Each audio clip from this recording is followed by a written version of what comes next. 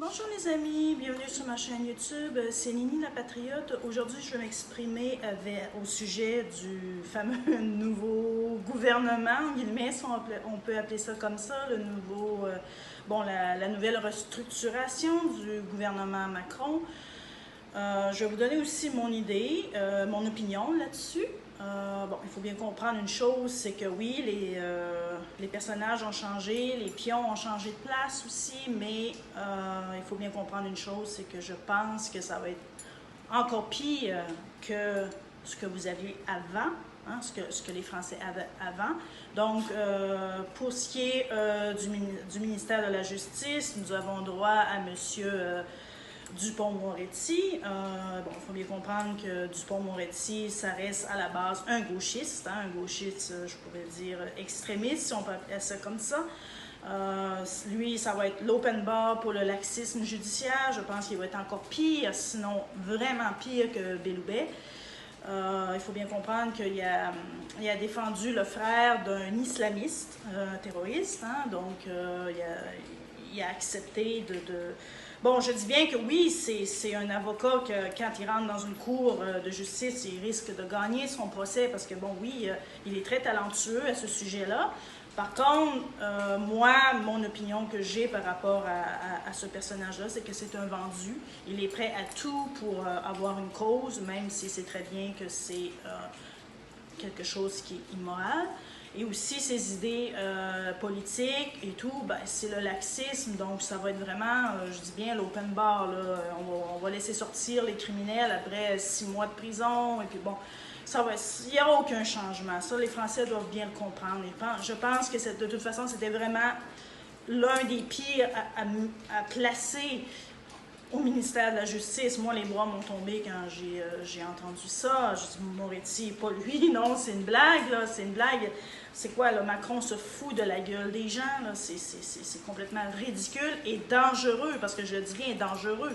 Parce que, bon, une personne avec ce genre d'idéologie-là, le laxisme, bon, tout ça, il a défendu le frère d'un islamiste, là. C'est quand même grave. Donc, ça, c'est quelque chose qui risque de très mal tourner. Maintenant, nous avons Marlène Schiappa à la citoyenneté. Honnêtement, moi, personnellement, je me demande ce qu'elle fout là. Hein? On sait très bien que le genre de boulot catastrophique qu'elle a fait, les conneries qu'elle a dit, tout ça, elle n'avait même pas vraiment un ministère en tant que tel. C'était, bon, les droits des femmes, tout ça, mais déjà là, c'était catastrophique. Là, elle a un ministère qui est quand même sérieux, citoyenneté. Donc, ça va être quoi? Et elle et Moretti ensemble, là, à discuter, ça risque de vraiment être le gros bordel. Je veux pas être alarmiste, là, mais j'anticipe les choses et ça sent pas bon, là, ça sent pas bon du tout. Maintenant, on a le jeune Darmanin, hein, un mec, comme on dit au Québec, il n'y a même pas encore le nom, il y a encore le nombril vert, ça veut dire que, bon, il est très jeune, il manque de fini, bon, c'est un jeune loup, hein? Mais moi, ce qui me dérange, bon, il va être ministre de l'Intérieur, qui remplace Castaner. Moi, ce qui me dérange, c'est le background qu'il a. Il reste que c'est quand même quelqu'un qui a été accusé de viol. Donc, normalement, il me semble qu'on avait dit que, bon, les personnes qui étaient entachées ou que, bon, des trucs comme ça n'avaient pas affaire en politique. Bon, c'est sûr que le procès n'a pas eu lieu, il n'y a pas eu d'accusation, mais comme on dit, il n'y a pas de fumée sans feu. Le mec a quand même des accusations de viol qui entachent son image, même si on n'a pas de preuves concrètes là-dessus. Donc, personnellement, au ministère de l'Intérieur ou même dans d'autres ministères, pour le moment, c'est pas sa place. Et moi, ben, comme je dis, Darmanin, il est jeune, bon, il a quoi, je crois, 37 ans, tout ça, c'est très jeune en politique. Donc, non, franchement, avec le genre de réputation qu'il a, ministère de l'Intérieur, j'ai été très surpris. Je pensais qu'on l'aurait mis un peu de côté à cause de ces accusations-là, justement, parce qu'il me semble que Macron avait dit qu'il fallait avoir une belle image, autrement dit, pas avoir de casserole ou de rumeurs dans ce style-là qui entachent l'image. Donc, moi, je sais bien ici, en étant au Japon présentement, écoute, si une personne, même s'il n'y a pas eu d'accusation, je veux dire, s'il n'y a pas eu de procès et de condamnation, déjà là, en partant, quand il y a des accusations, quand il y a des rumeurs, la personne elle est obligée de quitter la politique. Hein? Donc, c'est comme ça que ça fonctionne ici au Japon. C'est super sévère au niveau de la politique, de l'image aussi que les politiciens doivent donner au peuple. Parce que dans le fond, ils sont là pour donner l'exemple. Donc, s'il y a des accusations de viol et tout ça, ben, même s'il n'y a pas de jugement qui a été fait, c'est quelque chose qui entache l'image. Et moi, mon opinion, c'est ça. Il n'a pas d'affaire là. Il n'a pas d'affaire à ce ministère-là. Bon, il y a... Sibeth, elle est partie. Elle a dit que c'était des raisons familiales et tout. Bon, je me dis bon débarras parce que franchement, elle avait vraiment pas d'affaires en tant que porte-parole. Déjà, les conneries qu'elle disait, la façon dont elle s'exprimait, mais aussi l'image qu'elle projetait. Hein. C'est pas parce qu'elle était noire, bien sûr. Il y a des femmes noires qui sont très belles, qui sont élégantes, qui s'expriment bien. Hein. Il y en a eu aussi dans les gouvernements passés, hein, Sarkozy et tout ça. C'est pas la question qu'elle était noire, mais c'était la question qu'elle s'habillait avec comme un clown, là, et puis mal coiffée, bref, ça laissait à désirer. On va voir ce que l'autre va faire. Je connais pas vraiment le nouveau, là. Bon, on va voir. J'espère que ça va être mieux de ce côté-là. Et aussi, il y a Mme Bardalo, là, qui va être à la culture. Bon, c'est une dame âgée. Je pense qu'elle... les mensonges et la manipulation, ça doit s'y connaître parce qu'elle avait dit il y a quelques années de ça que jamais, jamais, jamais elle ne retoucherait à la politique et qu'elle voulait rester dans le domaine civil. Je pense qu'elle avait s'était recyclée comme journaliste ou animatrice de radio.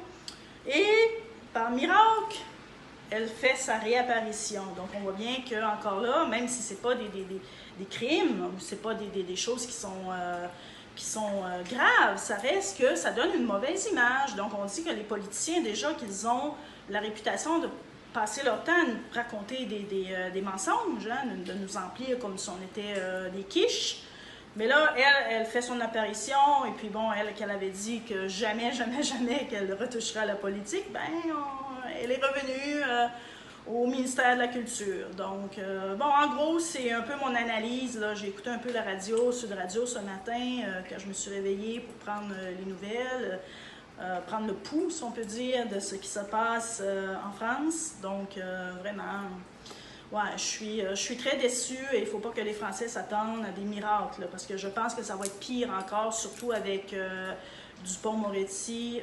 Ça s'annonce très mal et Chiappa... à la citoyenneté, je vous le dis très bien, je me demande ce qu'elle fout là.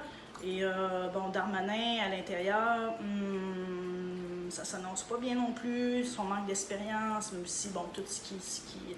Il risque d'avoir de toute façon, d'un jour ou l'autre, un scandale, parce que je pense pas qu'on va le laisser comme ça, là, à moins que Dupond-Moretti le protège, hein, on sait pas, hein. Donc, on sait pas qu'est-ce qui va arriver avec tout ça, mais ça s'annonce très mal, et... je ne sais pas qu'est-ce qui va advenir de ça, mais il faut absolument que les Français se réveillent parce que vous vous faites vraiment avoir, mais pas à peu près. Donc, réveillez-vous. Il n'est pas trop tard. Je ne dis pas que c'est complètement foutu, là. Il n'est pas trop tard, mais il faut que vous vous réveillez parce que sinon, ça risque de partir vraiment en vrille et dégénérer. Parce que, il y a des postes clés dans un gouvernement. Déjà là, la justice, c'est quelque chose de super important. Le ministère de l'Intérieur, c'est super important. Quand on place des gens à la tête de ces ministères-là, que ces personnes-là ne sont pas, qui n'ont pas assez d'expérience, qui ont des casseroles, ou encore qui ont des idées qui sont extrémistes, dans Dupond-Moretti, je pense que lui, il voulait faire interdire le Rassemblement national. Je ne suis pas au Rassemblement national, mais je suis pour la liberté d'expression. Donc, déjà là, vouloir faire interdire le Rassemblement national, il y a un problème. Donc, il faut que les gens se réveillent là-dessus. C'est pas normal. Il veut faire interdire le Rassemblement national, mais il ne veut pas faire interdire, par contre, le terrorisme, l'islamisme et tout ça, ou les Black Blocs, ou toutes ces conneries-là qui sont aussi qui sont dangereux. Le Rassemblement national n'a jamais fait sauter de bâtiments, il n'a jamais attaqué de gens. Bon, c'est pas... c'est un parti politique avec ses idées, c'est tout. C'est conservateur, sont progressistes. Bon, c'est très rigide, c'est très psychorigide, mais bon, c'est pas considéré comme dangereux. Ils sont pas dangereux. Ils vont pas aller tuer des homosexuels, ils vont pas aller tuer des Noirs parce qu'ils sont Noirs ou des Arabes ou tout ça, mais bon, ils sont contre le port du voile, par exemple. Bon, ils sont assez radicaux dans leurs idées. C'est pas des gauchistes, mais bon, M. Dupond-Moretti veut faire interdire le Rassemblement national, ce qui malheureusement peut se produire. Donc, il faut que les Français soient ouverts là-dessus. On peut s'attendre à tout et à n'importe quoi. Est-ce que les Français vont décider de résister ou ils vont courber les chines, comme là on voit présentement qu'ils courbent les chines sur presque n'importe quoi? L'avenir va nous le dire. Donc voilà, c'était mon analyse et on se donne rendez-vous pour une prochaine vidéo. N'hésitez pas à partager, à liker. Donc au revoir, merci.